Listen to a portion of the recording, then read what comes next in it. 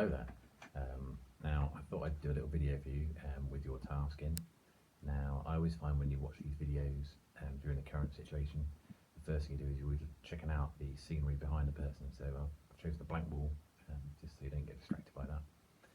And this first task I'm going to do is linked to tourism. It's also linked to the Lake District, which is something you're going to be going on to study. And the task is called making a mini national park. So there are 3 steps to go through to do this. If you look at the PowerPoint, you'll find out that the steps are all on the PowerPoint. So the first step is you need to pick a place that you're going to find some attractions in that place. Then the second step is going to be you need to find an item that represents each of those attractions. And the third thing is you're going to make yourself a mini national park. So our aim for all this task is for you to make a mini national park.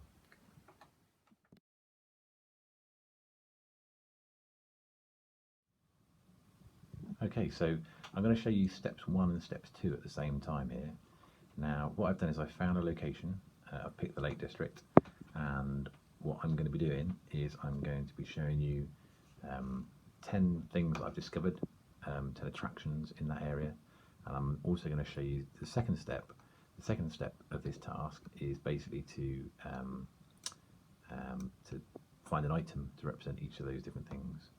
So the first thing is just give you an idea of where the Lake District is. It's just up here in the northwest of England, and I'm just going to zoom into my first attraction. Now my first attraction I'm going to talk about is this place, which is called Kazakh. Now Kazakh is a famous honeypot site, and a honeypot is basically a place that people go to that is very popular. So honey as in bees to honey sort of terminology. And this is my first attraction in my national park that I'm going to make. And to represent that, what I've got is over here, I've got some items that are going to represent all of these different stages. So the first item I've got here is a jar of honey. So this is my first item that I'm going to use to make my national park. That's my first attraction. The second attraction is in Kazakh. It's just about here on this map, and there's a place called the Kazakh Pencil Museum, which is a classic if you're ever in Kazakh on a rainy day. And this place is famous for making some of the world's first pencils. They dig up the graphite locally and they make their pencils. And it's a great attraction in the Lake District. And to represent this, I've got here a pencil. So this is going to be my second item to represent the Kazakh Pencil Museum. The third attraction that I've discovered is this one, which is the James Bond Museum in Kazakh, and it's another great thing to do on a rainy day. Now to represent this, I've picked one of the more famous James Bond movies where one of the villains is called Jaws, and I've got here, this is going to represent Jaws. I've got my teeth to represent Jaws in the Kazakh Bond Museum. So that's my third attraction. The fourth attraction I've got is cafes are very popular. So I've just got here some popular cafes in Kazakh. There's loads of different places you can go and sit and enjoy a cup of tea. So to represent this, I've got here my teapot and my cup. There we go. So these two are going to represent cafes in Kazakh. That's my fourth attraction. So this is the fifth attraction for the Lake District. This you've probably seen before. This is Peter Rabbit, and Peter Rabbit was written by Beatrix Potter, and Beatrix Potter famously lived in the Lake District and wrote all her stories and based them on the Lake District. So she's a major attraction for the area. So to represent Peter Rabbit, I'm going to be using this. This is Bunny, and Bunny is going to represent rabbits in the Lake District. And then moving on to number 6, we have the Lake District is also famous for water sports. So there's lots of water sports that you can do in the Lake District. This is the Lake District website. So you can do rowing, you can hire boats, you can have motorboats, rowing boats, you can go canoeing, kayaking, paddleboarding, you can do fishing, sailing.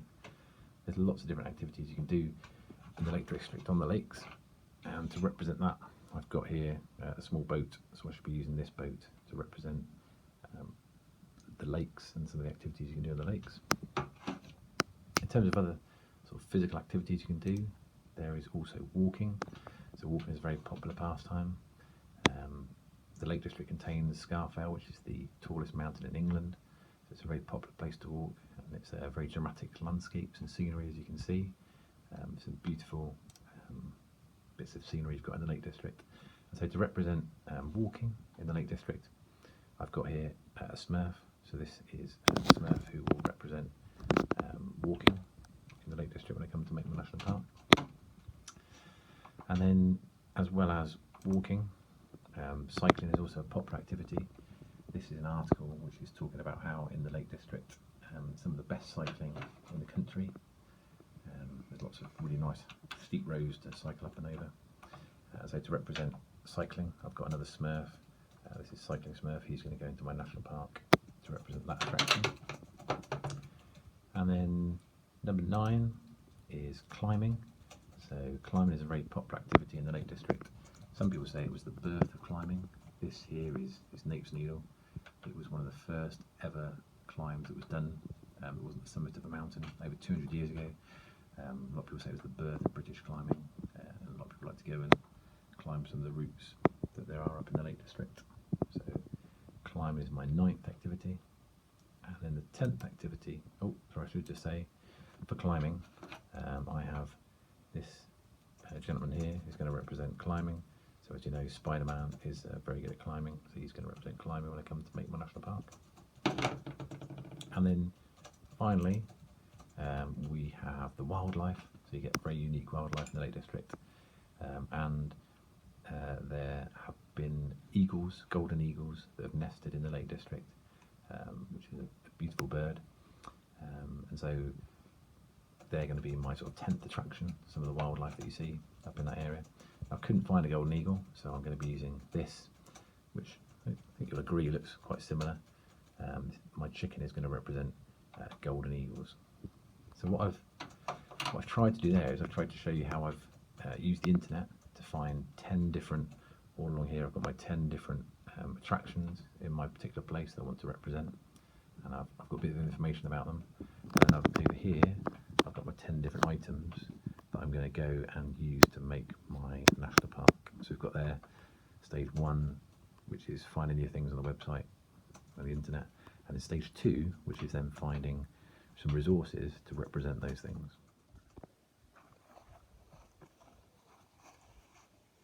Okay, so in order to make your national park, all you need is a small patch of grass and your 10 items that are your 10 attractions to see in that area, in that national park. And then what you do to begin with is mark out the area of your national park. So I've got here just a piece of length of string, about that long. And what I'm going to do is I'm going to mark out my area just to show where my national park is going to be. So that's my area there. And then what you're going to do is I'm just going to make it look a little bit more authentic. So I'm going to add in a few features. So I've got here an egg box. This is going to be my mountain. I've got some rock, which is going to be for some of the rocks that can be found in the area. And then I haven't got any water, so this bit of wood is just going to be some water in my national park. So then what you do is you then just populate your area with some of the attractions that you've got in that area. So the first thing I've got is this. This is some honey.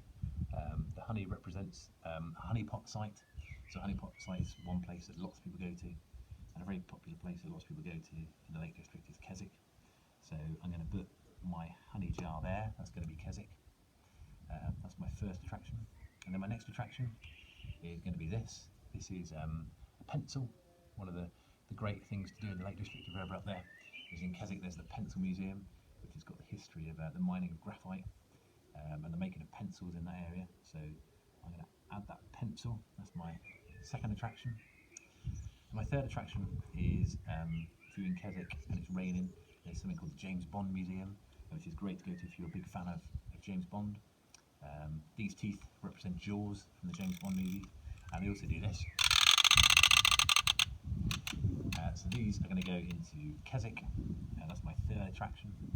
And then as we said, one of the most popular things for people to do in that area is to have cafe stops and go and have a nice cup of tea and a bit of cake. So this is going to be my fourth attraction. Delicious. That goes into my national park, number 4. And then in terms of other things there, we said that this area is famous for Beatrix Potter having lived there, writing honest stories about people like Peter Rabbit. So Peter Rabbit is going to go into the national park there. And then on my lake, I'm going to have my boat. So there's some very popular lakes in the Lake District, as you'd imagine. Places like Lake Windermere, Derwent Water, very popular places to go boating. Do lots of water sports, so that goes into the area. And then we've got Spider-Man. Spider-Man represents climbing, so there's lots of climbing you can do in the Lake District. The first climb that was done was that Nape's Needle in 1886, and climbing is a very popular activity for visitors to do to the Lake District, as well as is walking. So this Smurf represents walking. This is the walking Smurf, and he's going to go walking up in the mountains. Lots of mountains to walk up in the Lake District. There's over 100 mountains in that area. The highest one is Scafell, which is the highest mountain in England. So that's a very popular visitor spot in the Lake District. Some of you may have been there. And then cycling is also popular. There's lots of passes to cycle over. So things like Kirkstone Pass, Hardknot Pass. These are great places to go biking. So there's my Smurf in this area. And then the final thing is there's lots of wildlife in this national park. So there's really rare things like golden eagles. This isn't a golden eagle, this is a chicken, don't get too confused. But there are golden eagles nesting in the Lake District. So there are some really interesting rare animals in that area. So basically all I want you to do is I want you to get yourself some string, get yourself 10 objects with 10 attractions that you can go and visit in an area. And what I want you to do is I want you to set them out like this. I want you to take a photo of your things. So you can get a photo of all your different things, like something like this view there. And then all I want you to do with your photo is then write on what your photo is, and then write a list of what your attractions are in your particular sort of mini national park that you've created. Excellent, thanks very much. Hope to see you all soon. So there you have it. There's 3 elements to this task. The aim of it is to make a mini national park. The first task is to find an area or a place to base your national park on. And then you need to go on the internet and research 10 attractions in that particular place. That's the first step.